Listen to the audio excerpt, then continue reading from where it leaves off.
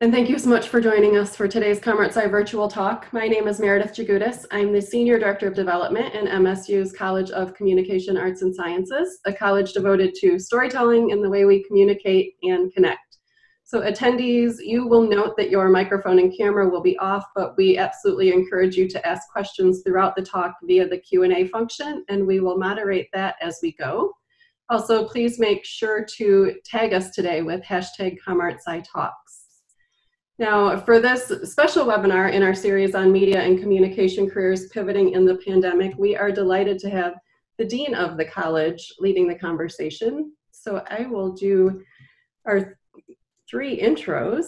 So Prabhu David joined ComArtSci as Dean in January of 2015. Prior to that, he spent 5 years as Professor and Associate Dean at the Edward R. Murrow College of Communication at Washington State University. And we will quickly gloss over the 17 years he spent as faculty at Ohio State University. He has won awards for research, teaching, and design. He graduated with a BS in physics from Loyola College in Chennai, earned his master's degree in journalism from Ohio University, and completed his doctoral degree in mass communication at the University of North Carolina in Chapel Hill. And under Prabhu's leadership, ComArtSci has launched a master's program in strategic communication and a new undergraduate major this year in communication leadership and strategy. And Dean David is joined today by two outstanding ComArtSci alumni. First, our local viewers will probably recognize April Clovis. April has her BA in marketing and master's in advertising from MSU. She is president and CEO of MSU Federal Credit Union, a position she has held for over 6 years. MSU FCU, for those of you who don't know, has, I think, at least over 4 billion. Over 5 now. 19 branches throughout Michigan. 20, but yeah, we're growing. Over 800 employees. 9, but you're doing great, Meredith. Thousands of members worldwide, myself included. April started with the organization as marketing specialist and then has ascended to her current role. She is extremely active in the community and on campus, serving on, it seems like, nearly every college or unit advisory board, including her recent service on the ComArtSci Alumni Advisory Board. And we are very grateful, April, for your insight, advice, and guidance. Thank you. And then with April, we have Scott Weiss. So Scott has his bachelor's in advertising from ComArtSci and was a 2019 recipient of the ComArtSci Outstanding Alumni Award. Scott is CEO and owner of Speakeasy, a globally renowned communication consulting firm with offices around the world. In 2019, Speakeasy worked with 5,000 executives in 15 countries from companies like E&Y, Accenture, Coca-Cola, Visa, Microsoft, and Nestle. And before joining Speakeasy, Scott was an executive vice president at Turner Broadcasting System. He is a frequent blogger and guest speaker and the author of Dare, Accepting the Challenge of Trusting Leadership. And outside of work, Scott is very involved in the Atlanta community and is the founder and chairman emeritus for the T. Howard Foundation, a nonprofit that promotes diversity and inclusion in the media and entertainment industry. So all three of these individuals are experts in communication, leadership, and strategy, and we're thrilled to have them with us today. And with that, Prabhu, I will turn it over to you to get started. Terrific. Thank you, Meredith. And April and Scott, welcome. It's a delight to have both of you here on this discussion. I have to say both of them are incredibly talented individuals and experts in leadership, but they're also just genuinely fun individuals. I have talked with them on occasion and worked with them, and it's a delight to be on the panel with you. So welcome. So let's dive into our questions. One of the things that we've been talking about is, how do you lead during a pandemic? It's it's a simple, fundamental question. Scott, you've advised a number of CEOs and C-suite executives in Fortune 1000 companies. So give us your bird's eye view on how things are unfolding. Well, it's been an interesting 5-6 months now that we're well into this, and it's been evolving for sure. And the way that most executives, leaders in corporations dealt with the pandemic in March and April is quite different than the way they're leading now, since we've learned quite a bit in the last few months.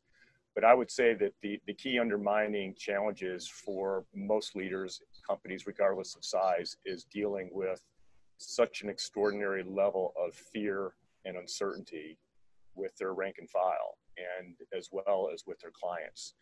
And driving business results when you've got an environment and an audience that is completely involved with trying to deal with things that matter in their lives, and creating such a high level of fear and dealing with so much ambiguity has created a very interesting challenge as far as how they create strategy and execute strategy while being empathetic and making sure that they are connected with their employees and their customers, but at the same time being able to drive business results, and for many of them take care of their shareholders and other constituents.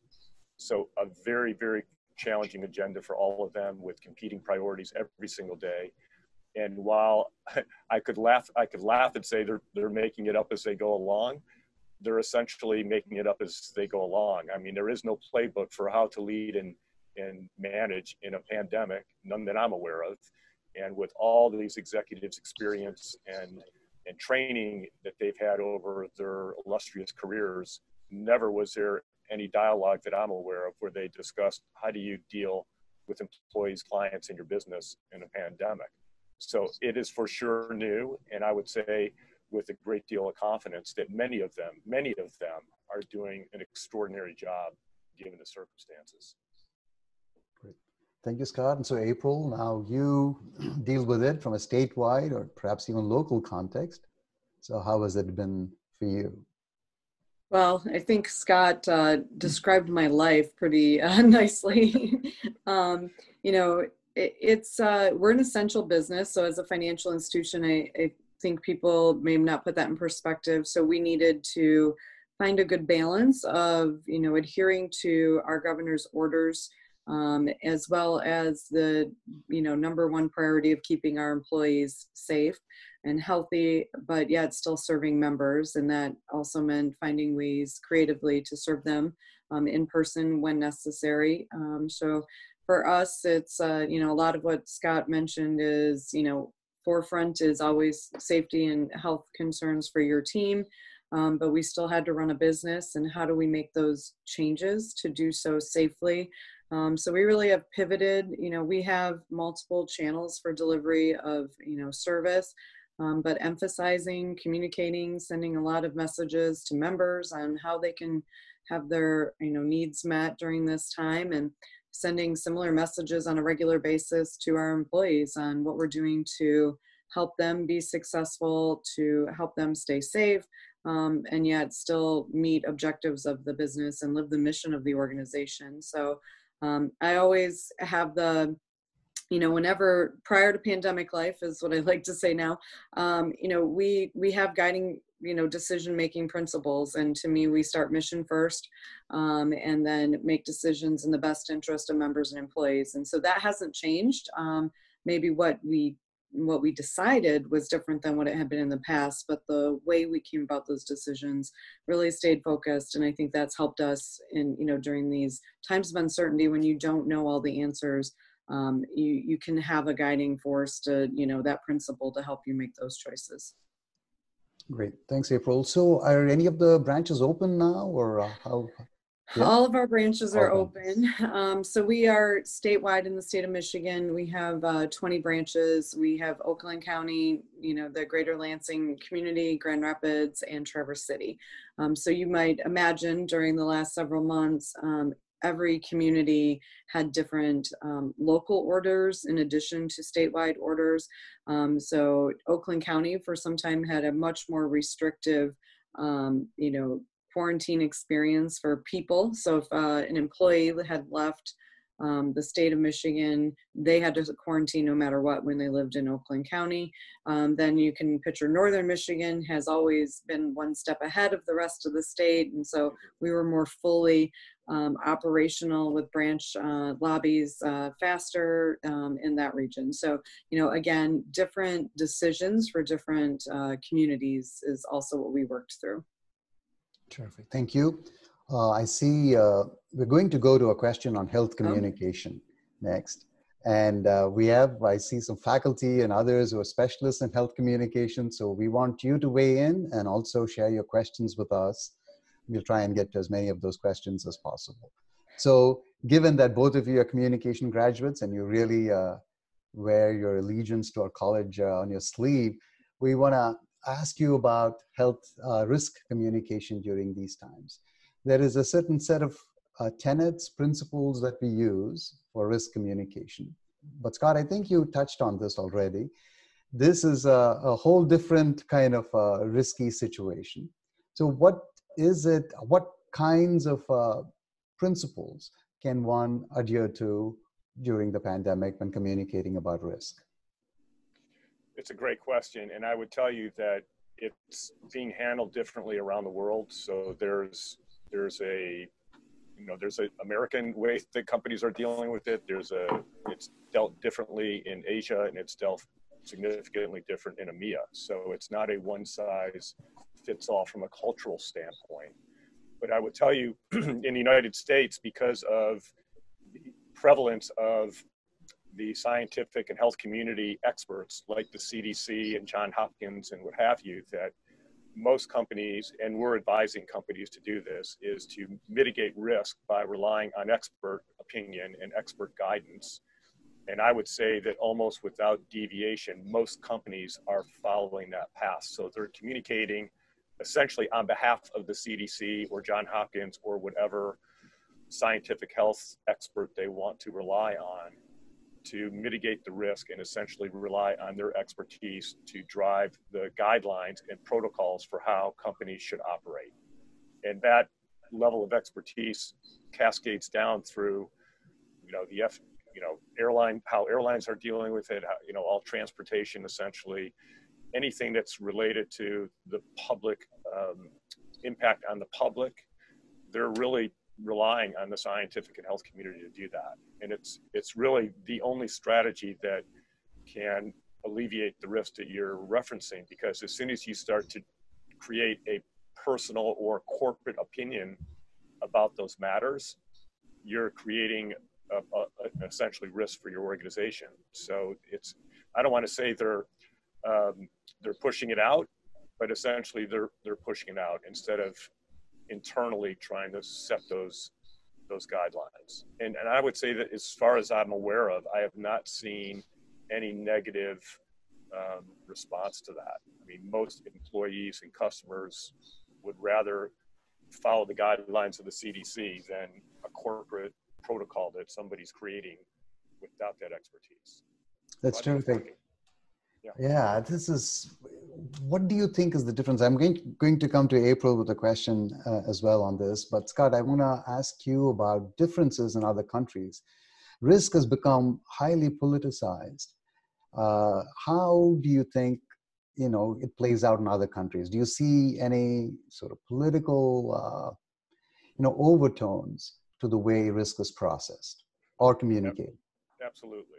And I think you hit the nail on the head. So it is completely politically driven from what I've experienced over the last few months. So depending on the country and how that country is governed and the way that they execute governance, that's how they're dealing with the pandemic. And that's why there's such a broad range of approaches to how it's being done, including communication. So America, I would say, on the scale of transparency is probably pretty high, although transparency is an interesting word that I've personally experienced in the last few months. It's like, wow. So, there's internal transparency and there's external transparency. There's not transparency for all, which is a new process we're all dealing with. How do we be transparent with our employees? And then we go into a conference room and we talk about a different level of transparency. And the same thing is applied to clients and customers. But I would say in America, the level of transparency is pretty high, although obviously there's a huge political divide right now in the way the Biden potential administration is dealing with the pandemic and how Donald Trump's administration is dealing with it. But companies are trying to stay out of that because it's very dangerous. And they're trying to communicate as transparently as they feel they are able to without it coming across like they're taking sides. And if there's anything that's been complex, it's been company executives who want to communicate a message, a strategy, a response, or something where it can be interpreted as a political message when the intent is not. But just because the way the citizens of this country are interpreting communication right now, they're interpreting it through a set of glasses that there's an agenda. There's a political agenda behind this message or their strategy. And no matter how much companies are trying to neutralize that, it's almost impossible to do. And if anything is unusual in the last few months, it's that. It's how to communicate messages of response or strategy without it coming across with a political agenda. Absolutely. Very interesting. Yeah, very challenging as well, right? And so April, in the branches, have you had any encounters of people coming in without masks or, you know? Unfortunately, yes.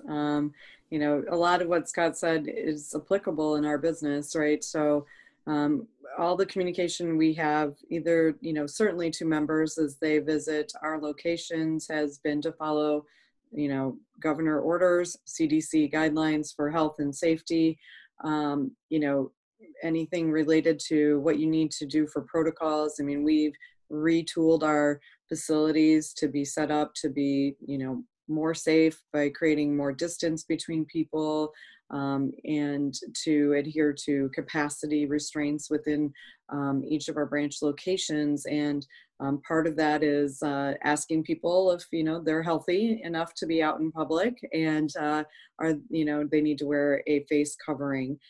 We've had some pushback, is very true. I think, you know, Scott touched on it. There is a portion of the community that, you know, interprets if you wear a mask as one political opinion or another, versus it's related to the health. And, you know, and so we just work through that individually. I tell everybody we serve all members and there will be people with different opinions, and our approach to this is to meet people where they are. So if you're not comfortable wearing a mask, we as a business would lose our business license in the state if we, you know, let you in without a mask. So how about we find alternatives to serve you? There's drive ups, you know, you can be in your car, we can do curbside, and we have a, you know, vast suite of digital products that you can use at home. And so we just try to, you know, work through the, you know, reasons why we have the protocols in place and alternatives to help them still meet their needs. And so far that's been successful. You know, the honest truth is we've just had a small number of folks who, you know, question the decisions, you know, that have been put forward in the communication about adhering to the orders or the CDC guidelines. So students and faculty and others who are on the Zoom call here, there is the general understanding about communicating during a crisis is that we rely upon scientific experts, and scientific expertise is generally perceived to be unbiased and for the most part has high fact or truth value. That has been seriously challenged now, and in the present and moving forward, how do we deal with that? So if there are researchers or students who've been thinking about this on the call, please share your thoughts with us. But I'll share one insight or finding from a survey that we did with MSU students. And we asked about the key source about health communication for them. And you'd be surprised, the CDC and Dr. Fauci and Dr. Stanley, who's our president, also an infectious diseases specialist.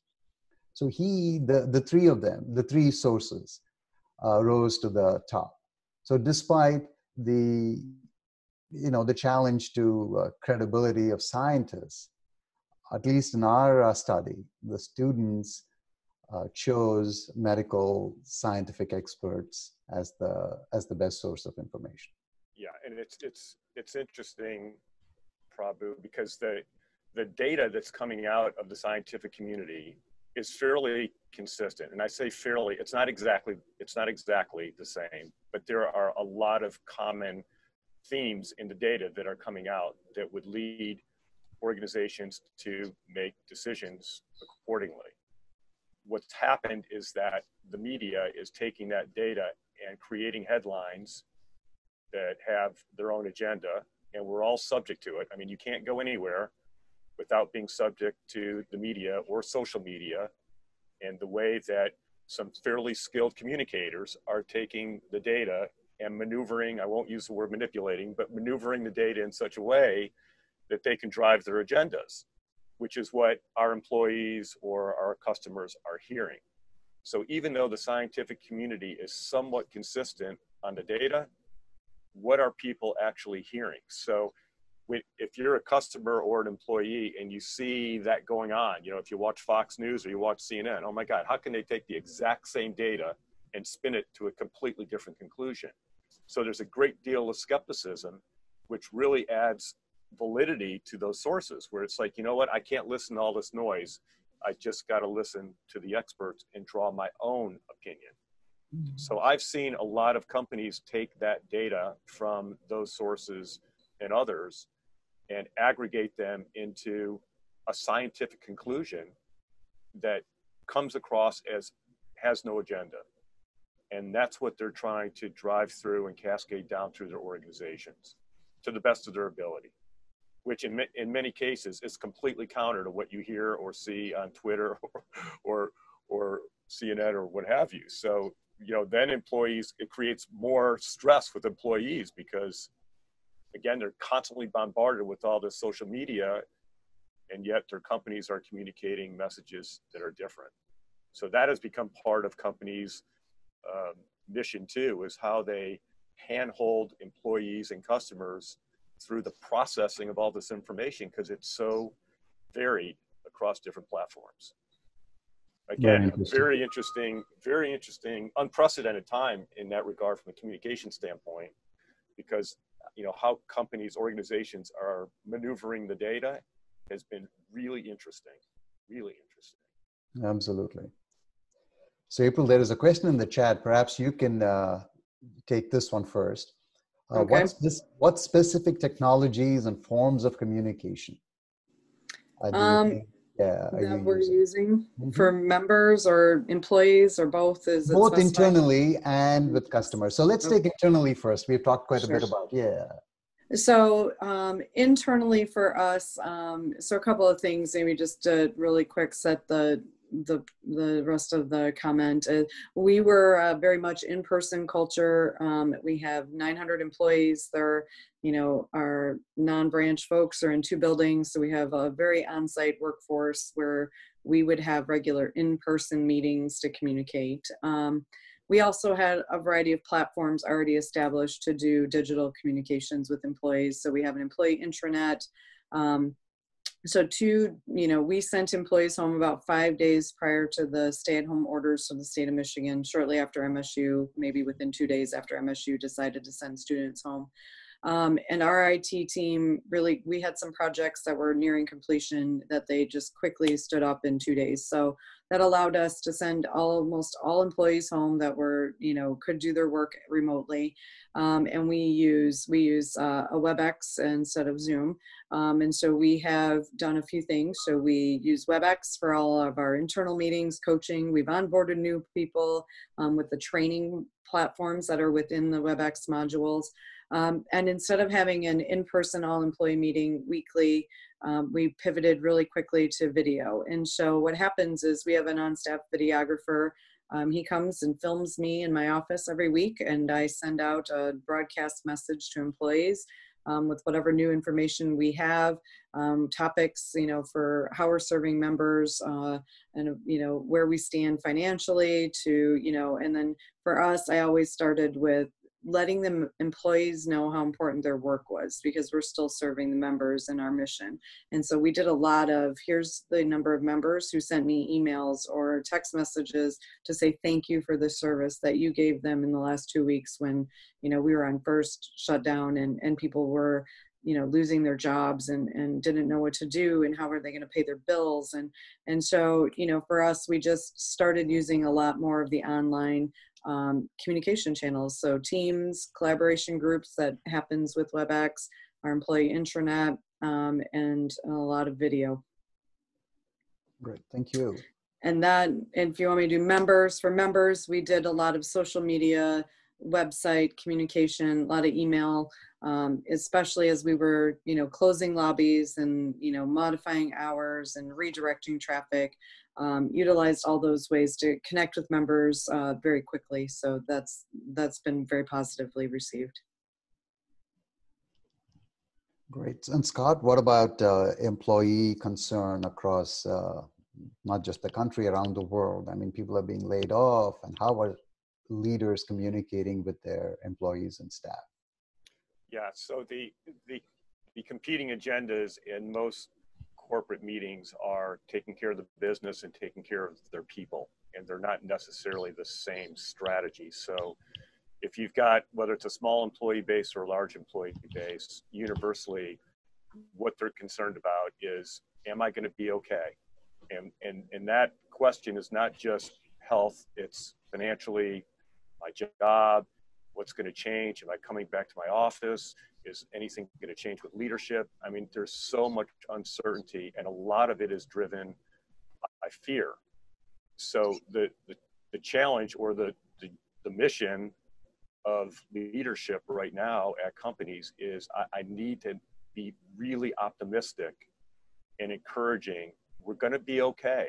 We're going to get through this. We're going to be okay. And create some level of confidence with employees that we're equipped and enabled to be able to work through this pandemic in a way where we're going to come out the other side. And things are going to be different, but we're going to be okay. And if leaders can do that and communicate that in a very authentic, very real way, people are responding positively and favorably. And that really is, from a communication standpoint, that's the challenge. What method or platform do you use to communicate empathy in a way that it's believable? Now, the business communication, completely different. I mean, we can talk about finances, financials, and business opportunities, and customer fall off, and changes in the market, and how are we going to pivot, and all of that's the business stuff. There's lots of ways to do that, and the consequences are not as dramatic as they are with the employee personal communication, where empathy and humility are really the two key characteristics that create that level of believability. Because if I'm an employee and I don't believe you, it just makes me more concerned, not less concerned. And to April's point, using video, it's a lot more risk, and it takes a lot more competency to do it well. But if you can do it well, where you come across as, this is me, I'm the executive in charge, but this is me, this is how I believe that we're going to get through this together, and what we're doing to make sure that you're comfortable and you feel safe, and you can do that in a believable way, you'll succeed.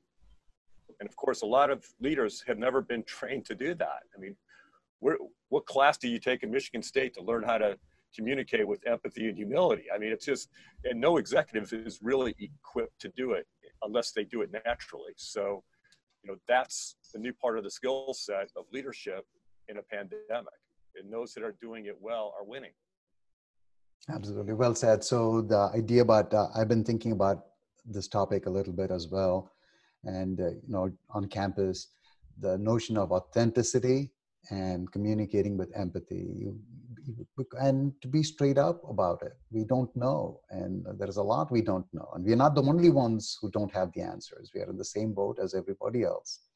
But to give employees, the best information we have, and to state it convincingly, and to be authentic, and to express our fears, and like you said, humility. Those are all wonderful attributes. Yeah. And I will tell you that I've experienced a lot of very senior level executives in all different sizes of companies who have taken that personal risk and have communicated messages of, I don't know. I'm doing everything I can to learn and find out how to lead us through this, but I can't tell you that I have all the answers right now. And if they can deliver that message with authenticity and sincerity and empathy, people are okay with it. It's like, okay, we didn't expect you to have all the answers. We just want to make sure you're telling us the truth all the time. And that's really the key. And those executives that have accepted that, which is a very unnatural position. You know, if you ask most senior executives, how many times do you communicate messages to your employees that you don't know something? It's very rare. So, you know, those that are able to say, okay, I'm okay with doing that, they're getting a fantastic response. Because it's human. And so April, so Scott, I just want to ask April the same question. The advice that you've given in terms of being authentic and being the human side of being a leader.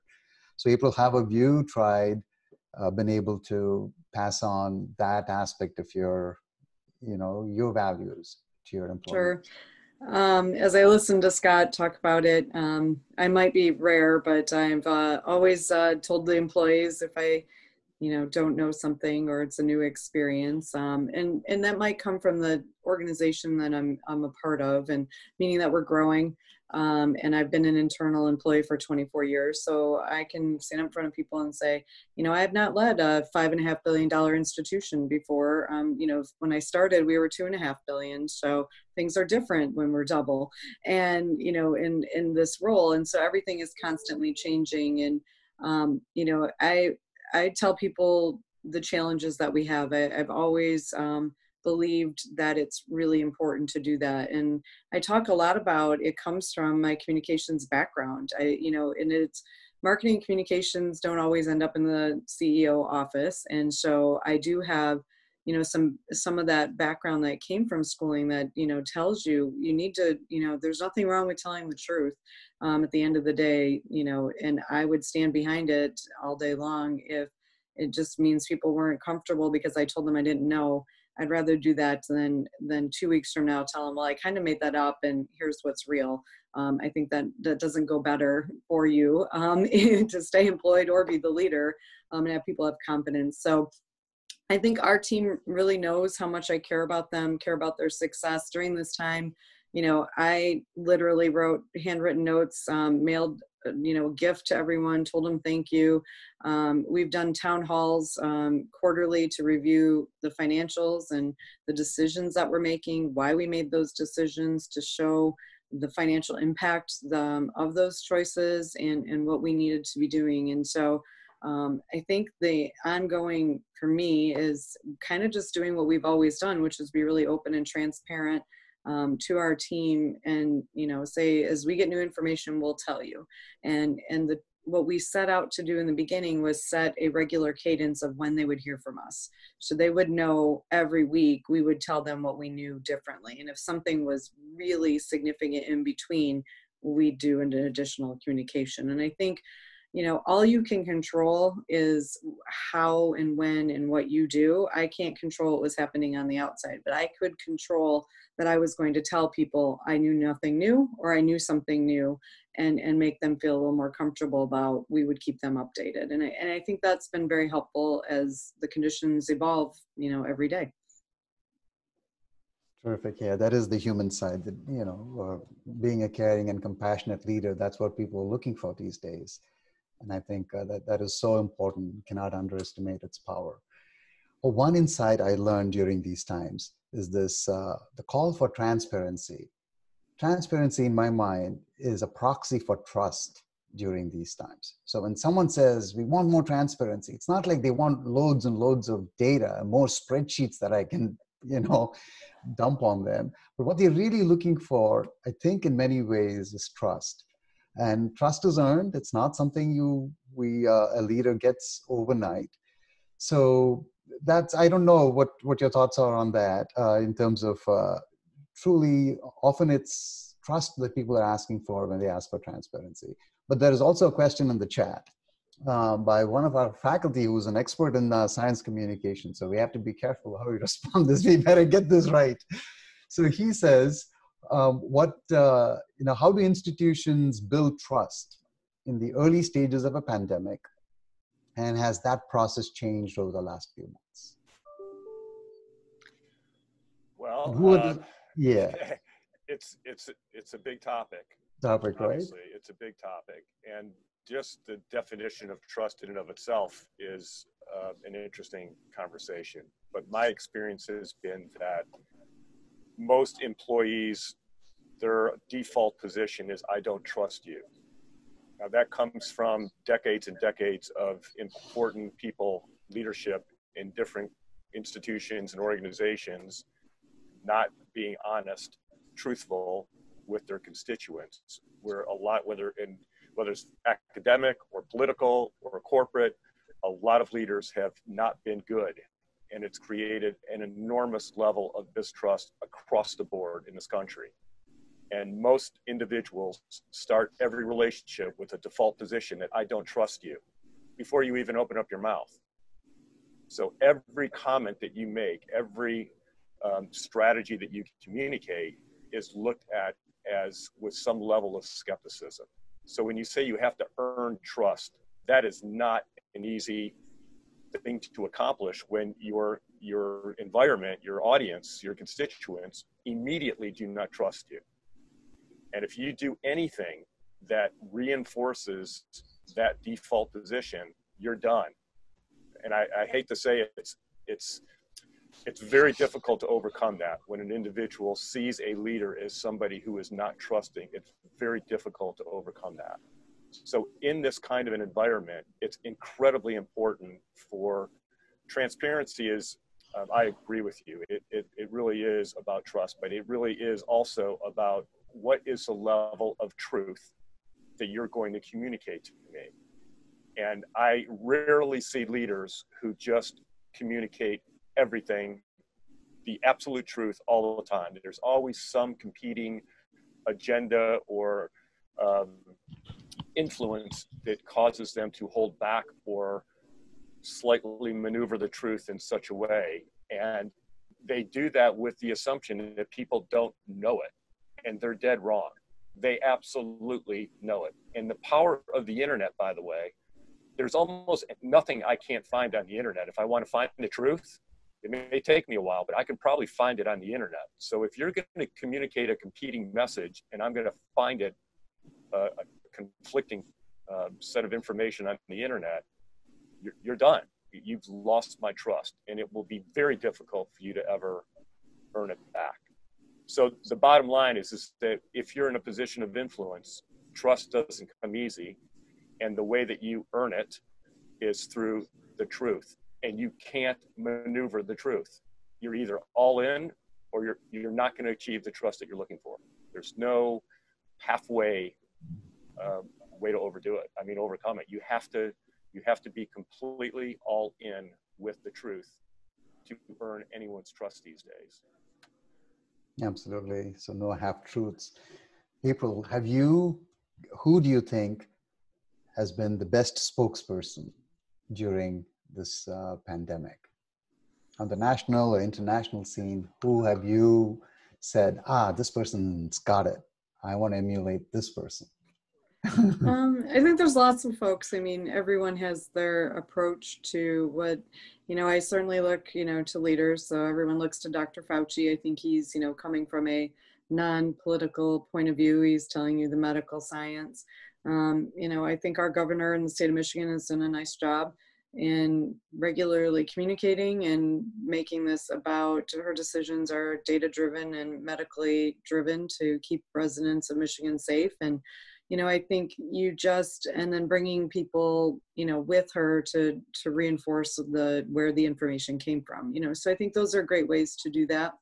I think as we talk about trust, I think, it's really difficult to just start establishing trust the day we went into pandemic mode. I think your trust had to be earned before then so people can trust you during a crisis. And I think trust is something you need to be constantly working towards with your employees, with your, in our case, our members and our constituents. And that comes from always doing what is right and the best of your ability and communicating what you're doing and showing people that I said this and we did this, and there isn't a disconnect between them. And I think that's been part of what we talk about in our organization that has gone well is we've had the rapport, we've had the trust, we've had the connectivity with our employees and members prior to pandemic. So we had earned trust that people could believe us when we talked about what we were choosing to do, because we had earned it prior to the day we needed to have a crisis. And so I think that's something people, need to think about is, trust doesn't only come into play the moment you need it. Trust should always be there. So when you do need people to trust you, they have built that confidence in you. Right. Also, the Prime Minister of New Zealand is held up as She's great. She's great. Yeah. And, I had a chance to hear her speak about 2 years ago, and and that's what it is. So 2 years ago, the message she was saying for the her country of New Zealand is New Zealanders first, and everything that she had and her platform was for her country. That was 2 years ago prior to pandemic. And so she built that, and she's lived through, meeting those commitments for the last 2 years. So then in her country, people believe her to be credible in what she was doing. And I think, that's proven very well for their country. There's lots of, people that follow her on Instagram that, say they want to move to New Zealand when the borders open. Absolutely, yeah. And Angela Merkel too has had a lot of credibility, in terms of how to communicate during a crisis.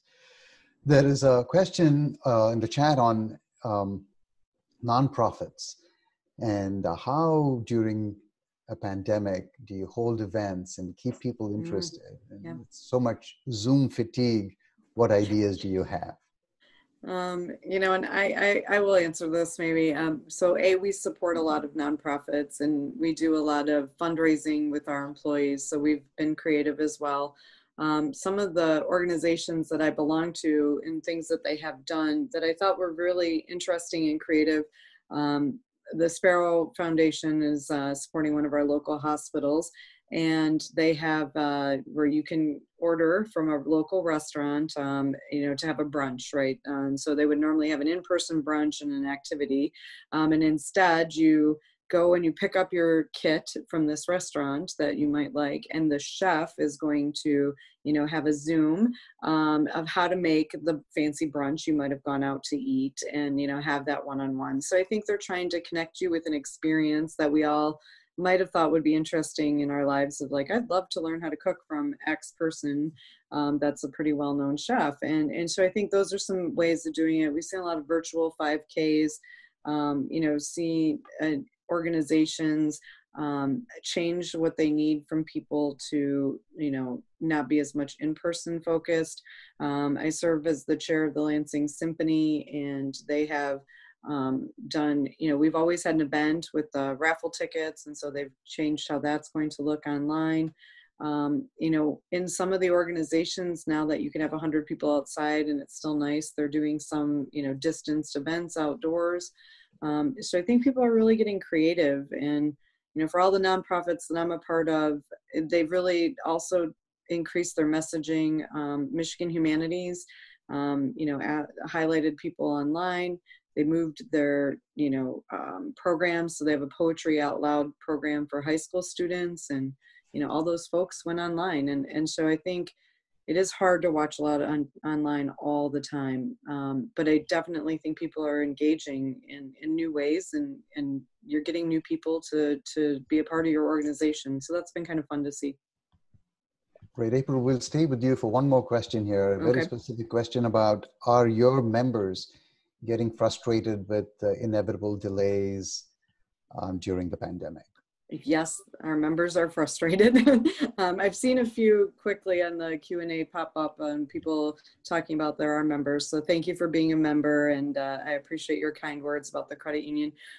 It's hard. People are, I think, in general frustrated, right? So everything is stressful in your life right now. The uncertainty isn't just about us at work. It's my children. I have children who are, people have kids who are not handling social isolation well. They're not getting what they need in the schools. People are trying to balance working at home and, taking care of their children or their parents. So many things are causing people to just be frustrated right now, including I'm just unhappy I don't get to live life the way I want to. So then you layer on, you're trying to do something and now there's a delay. And that's been challenging. It's been challenging for our organization. When we closed lobbies because that was the safe thing to do, that made you were in a drive up lane, could be 35, 40 minutes when you're used to that being 2 minutes, right? Not thinking that everything that was happening in person now went to this new channel. We've experienced a 30% increase in calls, even though we've opened lobbies back up. And we've experienced 100% increase in online chat. So, and I have the same number of employees doing this, increased volume of work. And so there are long hold times. Most people are pretty understanding. Those who are really frustrated, we call, we apologize. There's that transparency. I tell them what's happening and tell them, we have the same number of staff doing twice the amount of work and we're doing the best we can to get everyone taken care of. And everyone's needs take longer now, right? So if you're going to explain to me you lost your job and you need a workout, that's a longer phone call than you might have had, 2 months ago to check to see if my direct deposit came in, right? And so needs are changing and that's hard. And so we try to, again, meet everyone where they are and help them understand to the best of our ability. But it is challenging. We're not the only retail experience that people have to wait longer for now. So speaking about challenges, in a country like ours where the science is so advanced and actually, we may have our economic difficulties, but still we're the wealthiest country on the planet. And if we have been struggling so much, Scott, in your experiences with multinationals, how is life in other parts of the world and how are they negotiating with these challenges? It's complicated. And it's really driven a lot by culture. So there are cultures who follow orders differently than they do in the United States. Yeah. And I think that's probably the most obvious, as far as contradiction or differences that I've experienced through our clients, is that in this country, that people don't follow directions very easily for some reason. I can't explain it, but if you really think about what's happened in the pandemic, there's been 3 things that has been recommended by all these scientists and health experts: wear a mask, wash your hands, and social distance. It's not that complicated. And for whatever reason, this country is having a very difficult time executing what seems to be common sense. And there is evidence in this country that it works, because if you look at the city of New York and what Governor Cuomo has executed through his leadership in that city, their positivity rate is below 1%. And they have gone through an extraordinary curve and is now considered the safest large city in the world with respect to the pandemic. And it's in the United States, but it's an outlier. It's the only city like that in our country. And if you look at other countries and other cities in other countries, the idea of wearing a mask, social distancing, and washing your hands, everybody follows those directions like it's common sense. Like, I get it. You have to do that. We have a pandemic. But in this country, no matter where I travel or what I've seen, I see more people without masks than I do with them, which just blows my mind. I don't get it. But that's what I'm seeing as far as cultural differences in the countries that we do business in. So a little bit of thinking ahead now. What do you think is going to be the new normal, say 6 months from now or a year from now when we have a vaccine? What are the biggest changes you think the pandemic is going to leave behind in the way we work and play, or even in our personal lives? What are your observations? Well, so that's all I can do is draw from experience. So I was CEO of this company during 9/11, and in a lot of ways, I'm experiencing a lot of similarities as far as the impact on people's lives. And at that time, because I remember it vividly, everybody thought the world was going to change. Travel was going to change. The way that we interact with each other was going to change. The way businesses conduct business was going to change. No one will ever get on an airplane again. I mean, all these dramatic changes as a result of 9/11. And it took about 3 years, my recollection, before everything was almost exactly the way it was. That doesn't mean attitudes haven't changed, and it doesn't mean that there were some real changes in the way people did things. But by and large, this is a very resilient country, and there are things that the citizens of this country love to do. And I suspect that things will return to not exactly the way it was earlier this year and before, but I think that you will see a large part of our life as we've known it return the way it was. And I've heard similarly from the executives that I work with, from our clients, and the way the market's responding is yes, there will be some more people working from home, and there may be somewhat less the way people do business travel, but by and large, roll the clock forward a year and things will be pretty much the way it was. We're still going to go out to dinner. We're still going to get on airplanes. We're still going to take vacations. We're still going to come into an office. So that's my story, and I'm sticking to it because that's. Yeah, I like this. 3 years from now, we should go back and rewind this tape and run it. Yeah. So thanks, Scott. So we have one more question, but April, what are your thoughts on the new normal? I think for us, what we've done is a few things. So I've embraced more work from home than we would have before. So I think we'll find a hybrid of that. But I agree with Scott. I think on-site, in-person is still more critical for how people work. I think it is better for the organization and for culture and for productivity across the board, but we'll be more flexible that way. I think we'll, be smarter about which meetings we think we need to do get on an airplane and go and do in person. But I don't think we'll stop flying and doing business travel. I just think maybe it will be reduced by some capacity. I think for us, we'll have new delivery channels, so now you can video chat us instead of coming in, and I think what will happen is people just do all of it and more. So they'll video chat us, but they'll still come visit a branch when they need to. And so I think I agree with Scott. I think, it will be not an immediate, everything resumes, but I think there will be a gradual resuming back to what we have considered typical way of life. And, my mom is, said to me, I can't wait, this took a year out of my life and I'm retired and wanted to travel and I can't wait to get back at it. And I think there are a lot of people who just think they put their life on pause and they want to get back at it. Now, on a consumer side, what I can tell you is we've seen people make some changes. And so I don't know how permanent those will be, but a lot more pools being put into homes. People bought boats and RVs for their vacations instead of, some of the things that maybe have done in the past. So that may take a little longer to rebound. But again, I think you can only take so many RV trips before you decide I would rather fly, at least me. Probably, I'll make one comment just to add on to something April said, which I do think is important and would be good to bring up for others, is that a large number of our clients who have created a complete different work from home environment than they ever have before. And one of the things that is not being talked about a lot is the loss of innovation, creativity, and collaboration.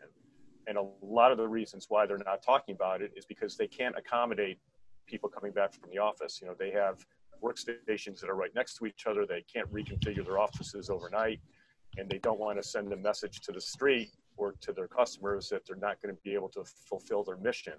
So they're not talking a lot about it, but behind the curtain, it's a really major issue. So the whole idea of creativity, collaboration, innovation doesn't happen in formal Zoom meetings. It happens in hallways, it happens over coffee, it happens when you have a drink or dinner with your colleagues and so on. And none of that is happening right now. And a lot of companies are suffering significantly from it. They're just not talking about it. And that's what I think is going to be one of the key drivers of our work lives resuming the way it was, is that is incredibly important for a lot of companies to advance forward, and they're missing out on it and they want it back. Oh, you're quite right, Scott. I've been thinking about this too. And we sense that on campus as well, because faculty do that kind of creative, innovative work all the time. Even though they can connect with one another via Zoom, it's not the same thing. Have you noticed a productivity panic though? especially again on a campus where faculty are so used to writing and doing a lot of work. Now with caregiving and taking care of kids, many of them have had to slow down on what they normally do. That's led to some very interesting effects. They're so concerned that they're not able to perform at the same peak level. Also, they're concerned about safety and the well-being of their families. Have you noticed that trend? Absolutely. But that gets back to the transparency topic that April and I have been talking about, is that, you know, companies are not going to issue statements that say, because of our lack of our inability to collaborate, our productivity is down 20% because of the pandemic. They're just not going to do that. And neither are universities, by the way. So Right. it's not talked about, but it's absolutely a reality. And I've had many senior executives say, we need to schedule a Zoom meeting to collaborate and innovate. How do we do that? I don't have an answer for that. I don't know how you schedule a Zoom meeting to innovate. Probably Right. let's schedule a meeting and let's innovate for an hour. I mean, it happens spontaneously. Right. It doesn't happen by appointment. So Absolutely. it's going to come back. It has to. And it absolutely is impacting productivity, without a doubt. Just not And that talked is, about. yeah, that is the serendipity aspect to creativity, right? It just happens. You can't just summon it on demand. It just, sometimes I mean, these sparks just happen. Yeah. How many meetings have you gone to, formal meetings with department heads or what have you, and everybody comes with their PowerPoint deck and their prepared agenda, and you go through your hour-long meeting, and then you go out for lunch. And the dialogue that happens at lunch is the dialogue that matters. Absolutely. So we always end these call. Thanks, Scott, and April. Thank you so much. We always end these our Zoom sessions with thoughts for our students, and both of you are fantastic Spartans. So, what suggestions, advice you have for our students who are getting ready to graduate and get back to school actually next week? Well, I'll be fast. All I will tell you from my personal experience and experience with others is that internships are really, really important to determine what you want to be when you grow up. So absolutely leverage that to the best of your ability. And secondly, mentors. Reach out and find mentors that can guide you through the process. And if you find the right mentors to do that, you will accelerate your decisions on what you want to do and how you want to do it. Is leveraging the expertise and experience of others. The first thing that I would say, just due to we have interns, and I have a lot of our team with college age students, is don't use this semester as a pause on your studies or a pause on your career plans, because I think a lot of students also don't know how to handle the uncertainty of semester doesn't look like normal. So I'm just going to take it easy. And really 2 years from now, when you go to graduate, somebody's going to ask about this semester and what was your experience and what classes did you take? And it may be harder, but find a way to leverage what you're doing that is different and more challenging and create it to be a strength that you can talk about to a future employer. I learned how to pivot. I'm flexible. I've learned how to be, more resourceful in finding internships because companies, were not on site. And here's the projects that I did for companies instead. And so I really think, again, finding creative ways to highlight what you've achieved during a very uncertain time. Great, thank you. And our Spartan community and our students, I have to say I'm very proud of their resilience, their creativity, their resourcefulness, the way they have handled the pandemic. And the last 6 months have been not easy, but we have risen to the occasion. And I think the next 6 months or the next 12 months will continue to do so. It's really been a delight. Thank you both for joining us today. And I'm going to turn it back to Meredith. Yeah, I agree. It's been really interesting. Thank you, Prabhu. Thank you, April and Scott, for being a fantastic Spartan panel. Thanks to our audience for tuning in. We appreciate you joining us today and look forward to providing you with future ComArtSci talks. So our next one is in the works for mid-September. So watch your inbox for a follow-up email with a survey and the next invitation. And everyone have a great day and go green. Go white. Thanks, everyone. Thank you, Meredith. Thank you.